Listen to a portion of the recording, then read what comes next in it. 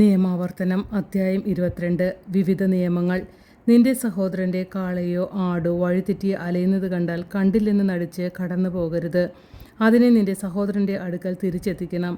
അവൻ സമീപസ്ഥനല്ലെങ്കിൽ അഥവാ നീ അവനെ അറിയുകയില്ലെങ്കിൽ അതിനെ വീട്ടിലേക്ക് കൊണ്ടുപോയി അവൻ അന്വേഷിച്ചു വരുന്നതുവരെ സൂക്ഷിക്കണം. അന്വേഷിച്ചു വരുമ്പോൾ തിരിച്ചു കൊടുക്കുകയും വേണം. അവന് നഷ്ടപ്പെട്ട കഴുത, വസ്ത്രം, മറ്റു സാധനങ്ങൾ ഇവയെ സംബന്ധിച്ചും നീ ഇപ്രകാരം ചെയ്യണം. ഒരിക്കലും സഹായം നിരസിക്കരുത്. നിന്റെ സഹോദരൻ്റെ കഴുതയോ കാളയോ വഴിയിൽ വീണു കിടക്കുന്നത് കണ്ടാൽ നീ മാറിപ്പോകരുത്. അതിനെ എഴുന്നേൽപ്പിക്കാൻ അവനെ സഹായിക്കണം. സ്ത്രീ പുരുഷൻ്റെയോ പുരുഷൻ സ്ത്രീയുടെയോ വേഷം അണിയരുത്. അപ്രകാരം ചെയ്യുന്നവർ നിന്റെ ദൈവമായ കർത്താവിന് നിന്ദ്യരാണ്. കുഞ്ഞുങ്ങളുടെയോ മുട്ടകളുടെയോ മേൽ തള്ളപ്പക്ഷി അടയിരിക്കുന്ന ഒരു പക്ഷിക്കൂട് വഴിയരികിലുള്ള ഏതെങ്കിലും വൃക്ഷത്തിലോ നിലത്തോ കാണാനിടയായാൽ കുഞ്ഞുങ്ങളോടുകൂടെ തള്ളയെ എടുക്കരുത്.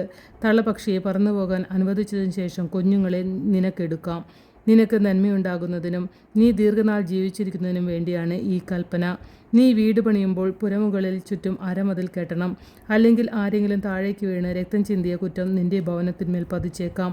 മുന്തിരിത്തോട്ടത്തിൽ മറ്റു വിത്തുകൾ വിതയ്ക്കരുത്. വിതച്ചാൽ വിള മുഴുവൻ നീ വിതച്ചതും മുന്തിരിയുടെ ഫലവും ദേവാലയത്തിലേക്ക് കണ്ടുകെട്ടും. കാളയെയും കഴുതയെയും ഒരുമിച്ച് പൂട്ടി ഉഴയരുത്. രോമവും ചണവും ചേർത്ത് നെയ്ത വസ്ത്രം ധരിക്കരുത്.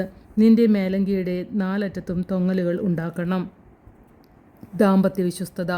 വിവാഹം ചെയ്ത് ഭാര്യയെ പ്രാപിച്ചതിന് ശേഷം അവളെ വെറുക്കുകയും അവളിൽ ദുർനടത്തം ആരോപിക്കുകയും ഞാൻ ഈ സ്ത്രീയെ ഭാര്യയായി സ്വീകരിച്ചു, എന്നാൽ അവളെ ഞാൻ സമീപിച്ചപ്പോൾ അവൾ കന്യകയായിരുന്നില്ല എന്ന് പറഞ്ഞ് അവൾക്ക് ദുഷ്കീർത്തി വരുത്തുകയും ചെയ്താൽ അവളുടെ പിതാവും മാതാവും അവളെ പട്ടണവാതിക്കൽ ശ്രേഷ്ഠന്മാരുടെ അടുത്ത് കൊണ്ടുചെന്ന് അവളുടെ കന്യകാത്വത്തിനുള്ള തെളിവ് കൊടുക്കണം. അവളുടെ പിതാവ് ഇപ്രകാരം പറയണം: ഞാൻ എൻ്റെ മകളെ ഇവന് ഭാര്യയായി നൽകി. അവൻ അവളെ വെറുക്കുകയും നിന്റെ മകൾ കന്യകയല്ലായിരുന്നു എന്ന് പറഞ്ഞ് അവളിൽ ദുർനടത്തം ആരോപിക്കുകയും ചെയ്യുന്നു. എന്നാൽ എൻ്റെ മകളുടെ കന്യാത്വത്തിനുള്ള തെളിവുകൾ ഇവയെല്ലാമാണ് എന്ന് പറഞ്ഞ് പട്ടണത്തിലെ ശ്രേഷ്ഠന്മാരുടെ മുമ്പിൽ വസ്ത്രം വിരിച്ചു വയ്ക്കണം. അപ്പോൾ ആ പട്ടണത്തിലെ ശ്രേഷ്ഠന്മാർ കുറ്റക്കാരനെ പിടിച്ച് ചാട്ട കൊണ്ടടിക്കണം. ഇസ്രായേൽ കന്യകകളിൽ ഒരുവൾക്ക് ദുഷ്കീർത്തി വരുത്തിവെച്ചതിനാൽ അവനിൽ നിന്ന് 100 ഷെക്കൽ വെള്ളി പിഴയായി വാങ്ങി യുവതിയുടെ പിതാവിന് കൊടുക്കണം. ജീവിതകാലം മുഴുവൻ അവൾ അവൻ്റെ ഭാര്യയായിരിക്കും. പിന്നീട് ഒരിക്കലും അവളെ ഉപേക്ഷിക്കരുത്. യുവതിയിൽ കന്യാത്വത്തിൻ്റെ അടയാളം കണ്ടില്ലെങ്കിൽ അവർ ആ യുവതിയെ അവളുടെ പിതൃഭവനത്തിൻ്റെ വാതിക്കൽ കൊണ്ടുപോവുകയും അവളുടെ നഗരത്തിലെ പുരുഷന്മാർ അവളെ കല്ലെറിഞ്ഞു കൊല്ലുകയും ചെയ്യണം. എന്തെന്നാൽ പിതൃഗൃഹത്തിൽ വെച്ച് വേശ്യാവൃത്തി നടത്തി അവൾ ഇസ്രായേലിൽ തിന്മ പ്രവർത്തിച്ചു. അങ്ങനെ നിങ്ങളുടെ ഇടയിൽ നിന്ന് ആ തിന്മ നീക്കിക്കളയണം. അന്യൻ്റെ ഭാര്യയോടൊത്ത് ഒരുവൻ ശയിക്കുന്നത് കണ്ടുപിടിച്ചാൽ ഇരുവരെയും, സ്ത്രീയെയും പുരുഷനെയും വധിക്കണം. അങ്ങനെ ഇസ്രായേലിൽ നിന്ന് ആ തിന്മ നീക്കിക്കളയണം. അന്യപുരുഷനുമായി വിവാഹ വാഗ്ദാനം നടത്തിയ ഒരു കന്യകയെ പട്ടണത്തിൽ വെച്ച് ഒരുവൻ കാണുകയും അവളുമായി ശയിക്കുകയും ചെയ്താൽ ഇരുവരെയും പട്ടണവാതിക്കൽ കൊണ്ടുവന്ന് കല്ലെറിഞ്ഞു കൊല്ലണം. പട്ടണത്തിലായിരുന്നിട്ടും സഹായത്തിന് വേണ്ടി നിലവിളിക്കാതിരുന്നാൽ അവളും അവൻ തൻ്റെ അയൽക്കാരൻ്റെ ഭാര്യയെ മാനഭംഗപ്പെടുത്തിയതിനാൽ അവനും വധിക്കപ്പെടണം. അങ്ങനെ ആ തിന്മ നിങ്ങളുടെ ഇടയിൽ നിന്ന് നീക്കിക്കളയണം.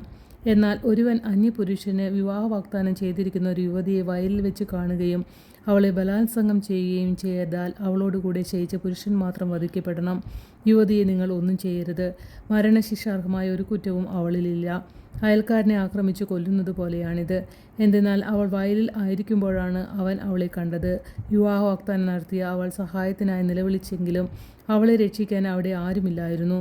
ഒരുവൻ വിവാഹ വാഗ്ദാനം നടത്തിയിട്ടില്ലാത്തൊരു കന്യകയെ കാണുകയും ബലം പ്രയോഗിച്ച് അവളോടുകൂടി ശയിക്കുകയും അവർ കണ്ടുപിടിക്കപ്പെടുകയും ചെയ്താൽ അവൻ ആ യുവതിയുടെ പിതാവിന് 50 ഷെക്കൽ വെള്ളി കൊടുക്കുകയും അവളെ ഭാര്യയായി സ്വീകരിക്കുകയും ചെയ്യണം. എന്തെന്നാൽ അവൻ അവളെ മാനഭംഗപ്പെടുത്തി. ഒരിക്കലും അവളെ ഉപേക്ഷിച്ചുകൂടാ. ആരും തൻ്റെ പിതാവിൻ്റെ ഭാര്യയെ പരിഗ്രഹിക്കരുത്. അവളെ അനാവരണം ചെയ്യുകയും അരുത്.